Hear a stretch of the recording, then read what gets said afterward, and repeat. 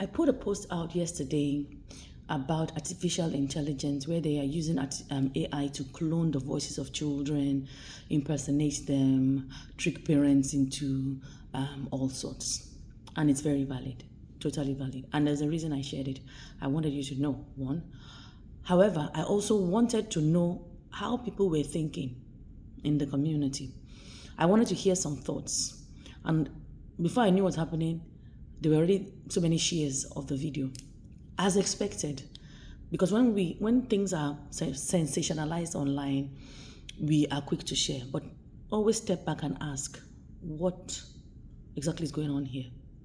Try, even if I'm the one that put it out, try and ask. And the reason I say so is because many people will say, "Oh, I thank God I don't share my children online." That's your business. That's fine. It's your prerogative. You can do absolutely what you want with your kids. You're entitled to that. However, those that have shared their children, like me, it's fine as well. All this is grace. We must understand that the online space is an environment where there are opportunities for us and our children. A lot of people have followed my daughter for years, even before I moved to Instagram. For years, they followed her. She's my product. She's the evidence of what I teach. And thank God, everything has worked out right. All the tools I share, all the coaching I do, everything, all the things that I share online, she's a proof that I'm not a fake or, that kind of thing. So if you say you are the best at cooking jollof rice, when we taste your jollof rice, what does it taste like? The taste is always in the eating of the pudding, as they say. Now, when we talk about the negative sides of AI, how about the positive side of AI when it comes to our children? I can remember when she was picked by the then presidential candidate, Fela Duro-Toye. He found her online. He reposted her on his page. He invited her to her leadership boot camp where she spoke with there's this guy, escapes me, but he's one of your faves online, one of the big guys. I don't know, I can't remember, but she was on the same panel with him and some other people, which was quite good for her. And she documents a lot of the things. I make her document a lot of things that she achieved. Some of these things we do in our inner circle, one-to-one coaching and stuff like that. These things that happened online, when she was looking for a scholarship, these were the things that she used. Yes. It is your digital footprint. You can control it. Now, a lot of people think they know too much about her, but they don't. I only control the narrative. I will let you know what I need you to know. And that is how social media should be used. There are things about her that I will never share online. But if it's something that would help you or help her, position her in a place that she can get opportunities, speaking engagements.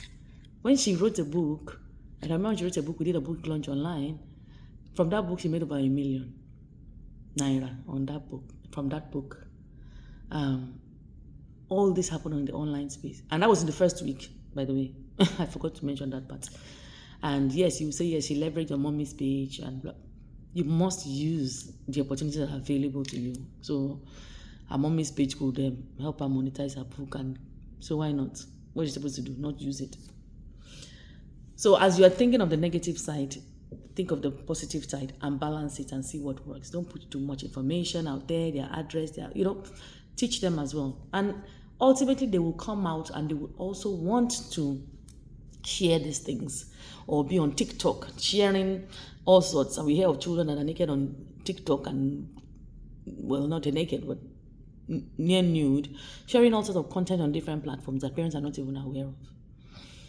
So teaching them digital privacy, teaching them safety online is very, very important, as opposed to just writing it off completely. Now, I'm not encouraging you to post your children. Don't post if you don't want to post. This message is more of, when you see something, don't just be one tracked. Know that this is important. I've spoken to quite a number of people or read about them online or seen one thing or the other, and they will say, oh, they want to homeschool their children. Oh, schools these days, schools these days. Again, it's your prerogative, it's your business. You can homeschool your children for all I care. However, can you do it properly? One, are you doing it because other people are doing it? 2 or 3, your kids, yeah, they're never going to go out and interact with people. So you can't say because of the dangers of X, Y, and Z, I will not let my child do X, Y, and Z. But my daughter was roller skating and doing backflips and all sorts of things on the trampoline. I could have said, oh, it's so dangerous. Children have broken their backs on doing it. But there are children that have done it, and they have been successful, and they have been in tournaments, and they have, excelled doing it. Life in itself is a risk. We just have to calculate those risks. And as we do in Nigeria, if we don't know anything else, at least we know how to pray. So you pray for your children. But to seize opportunities, box them in. They would have a talent. They can play piano. They can play a saxophone like some girl that I see. They have talent. Online space allows for talent discovery for your children. It does. Now, your children shouldn't be online at the wrong ages. I know some of you, your 5-year-old have phones, and they shouldn't have phones. They shouldn't have phones. Don't be acting like one woke parent and saying your children you should have phones or not. They shouldn't have phones. Again, they shouldn't have phones at that age. Let's be careful and let's manage these things properly. I look forward to reading your comments, whatever it is that you have to share about this topic of sharing children online.